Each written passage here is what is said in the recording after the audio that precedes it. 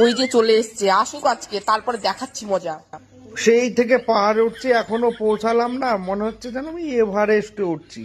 ওরে আগে চেক করে নি একটু মুখে গন্ধ বেরোচ্ছে নাকি।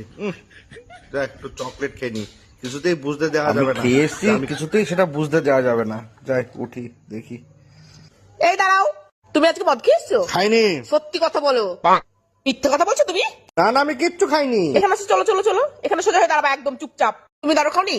সত্যি কথা বলো, দেখি মুখে গন্ধ বেরোচ্ছে নাকি, দেখি দেখি দেখি। বাবা, গন্ধ। তুমি খাওনি?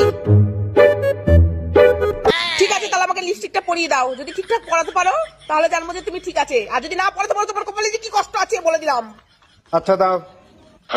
আরে ঠোঁটটা উপরের দিকে তুলছো কেন, নিচের দিকে নামাচ্ছ কেন? আরে তুমি ঠোঁট ঘোরাচ্ছ কেন? ঠিক করে রাখো না ঠোঁটটা।